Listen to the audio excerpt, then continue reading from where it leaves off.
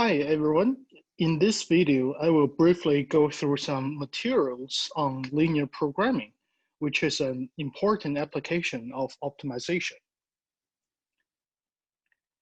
The slides in this video can be found in Lecture 1 from page 10 to page 23.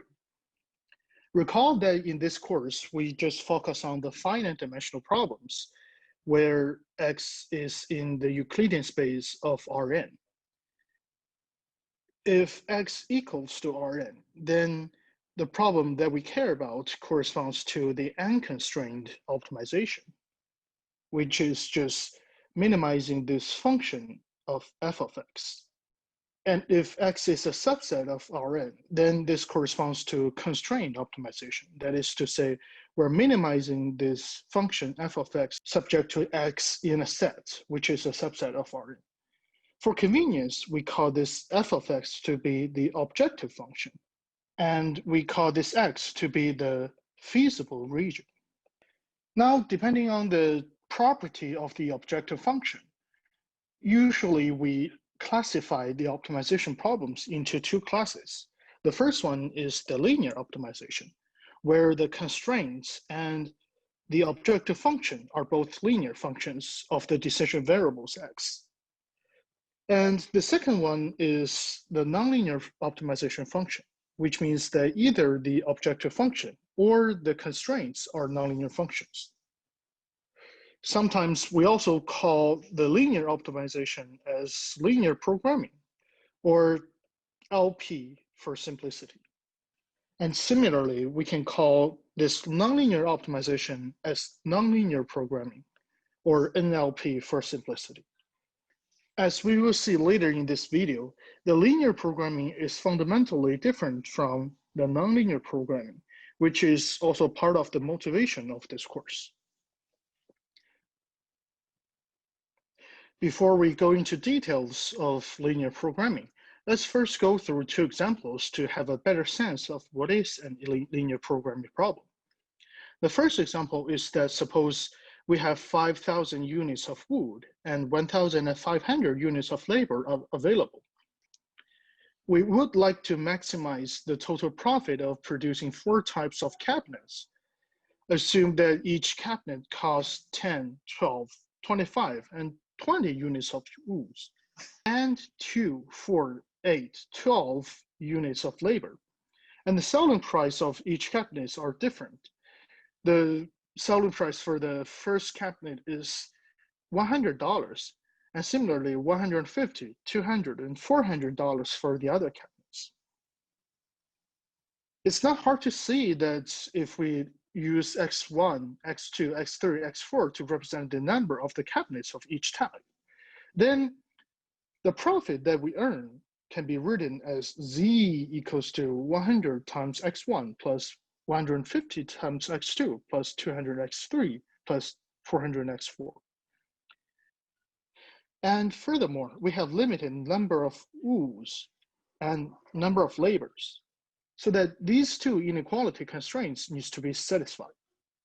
And lastly, since X1 to X4 are the number of cabinets, we have these 4 inequalities indicating that they should be non-negative. And then it's not hard to see that the objective function is linear. And these 3 constraints are all linear, so that this is a linear programming problem. The second example is an advertising problem. Suppose that there's a company named Mega Marketing is planning a 1-week advertising campaign through primetime TV and news magazines. The target segments are teenage boys, affluent women, and retired men. Each minute of the prime TV and page of the news magazine advertisements reached the following number of people. So you can see different advertisements actually targets different people, but we need to target 24 million boys and 18 million women and 24 million of men. So the goal is to minimize the total cost that reaches all these 3 targets. If we use X1 to denote the number of TV spots and X2 to denote the number of magazine pages, then the objective function can be listed as f equals to 600 X1 plus 500 X2. And then these three indicates that we need to reach the minimum number of people for a specific group. And finally, similar to the previous example, we have to have these two variables to be non-negative because of their physical meanings. So after we have gone through the previous two examples, now we can go to some mathematics and formulate the linear program problems. The standard form of the linear programming models is to minimizing the objective function, that is C transpose X, in a Euclidean space, subject to a linear constraint, and X is non-negative. So here, C is a constant n-dimensional vector, and A is an n by n matrix. B is an n by 1 constant vector, and X is an n-dimensional variable that we care about.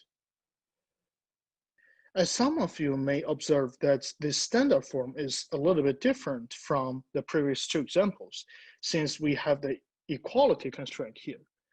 It's worth noticing that this equality constraint can be achieved by adding slack variables. That is, if we have the inequality constraint to be AX to be smaller or equal to B, then we introduce a slack variable denoted as X that gives us AX plus S equals to B. And since S is non-negative, then AX plus S equals to B automatically implies that AX is smaller or equal to B. Therefore, by considering these slack variables, we can always write the linear programming models to be this equality constraint. There are two remarks that we need to address about the linear programming model. The first one is the definition of linearity. That means that if we have f of x plus y, then this equals to f of x plus f of y. And then if we times x using a constant scalar as alpha, then f of alpha x equals to alpha times f of x.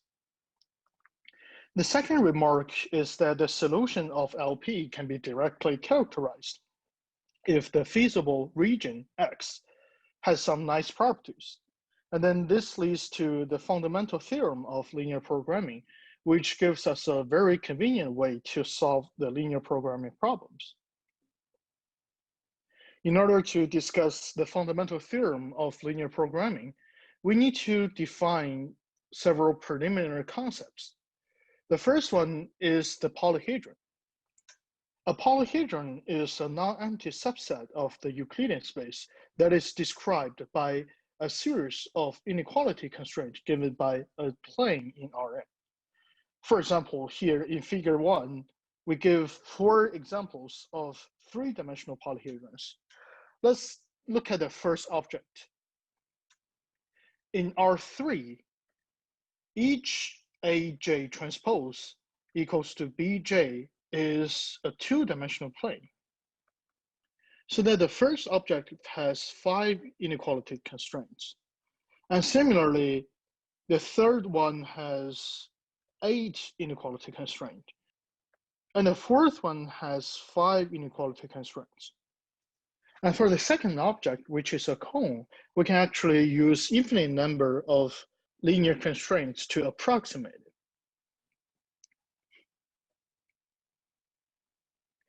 And the second related concept is the so-called extreme point. We say that a point X in a convex set C is an extreme point of C if it does not lie strictly within the line segment connecting two other points in C. To give you a better idea, we can look at several examples of the extreme points. The first one is the triangle.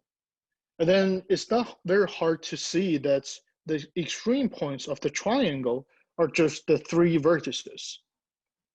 And similarly, if we just consider a line segment, then by the definition of extreme point, we can see that these 2 endpoints are the only 2 extreme points. And furthermore, the number of extreme points in a convex set can be infinite. For example, in figure 2, the convex set is colored in light blue, and then all the red points are extreme points, since none of these points can be connected by a line segment in this convex set. Now we can take a look at the fundamental theorem of linear programming, which states that if the feasible region is a polyhedron that has at least one extreme point, then the linear objective function attains a minimum over x only at some extreme point. Then from the fundamental theorem of linear programming, we immediately know that the optimal solutions of linear programming can be found by searching only the set of extreme points of the polyhedron X. And simplex method is one of the most popular methods to search the optimal among the extreme points of polyhedron. If you are interested, you can look this method online or refer any materials on operation research. To let you have a better understanding of the fundamental theorem of linear programming, let's consider the following minimization problem. We're minimizing the simple objective function that is minus 2x1 minus x2, subject to these three inequality constraints. Furthermore, x1 and x2 are non-negative. On a two-dimensional plane, we can actually visualize these inequalities constraint using these solid blue lines. And then since x1 and x2 are non-negative, we have this green part to be the feasible region. It's not hard to see that this feasible region is a polyhedron, since this can be described by these 5 line segments.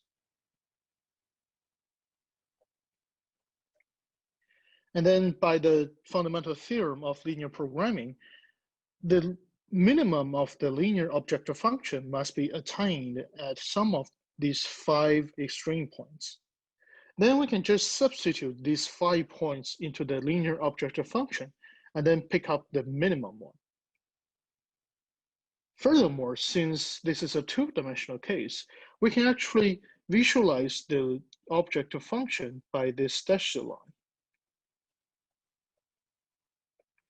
It's not hard to see that if the dashed line moves upper right, then the objective is decreasing, so that we have this point to be the minimizer. And then the minimized objective function is 2 times 1.5 minus 0.5, which is minus 3.5. So far, we have seen several examples of linear programming, but many real-world models are inherently nonlinear, and nonlinear models are in general much more difficult to optimize than linear models. There are several reasons for this. The first one is that in nonlinear optimization, it's very hard for us to distinguish a local optimal from a global optimal. This is because that the fundamental theorem does not hold for nonlinear optimizations, that the optimality are not restricted to the extreme points. And also by the definition of nonlinear optimization, the feasible regions might be multiple disconnected regions, which is not as nice as this green feasible region. Furthermore, in nonlinear optimizations, usually our algorithms only converges to a local optimal, so that if we start from different starting points, then the algorithm may lead us to different local optimals that give us different final solutions. In this sense, we can say that there is no definite determination of the outcome of nonlinear optimization.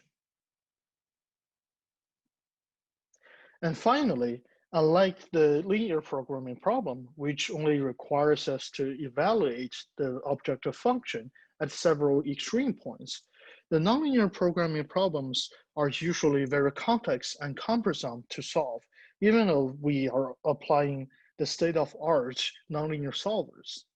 Therefore, for nonlinear optimization problems, we usually need calculus and advanced optimization tools from this course to develop a systematic procedure that solves nonlinear optimization problems.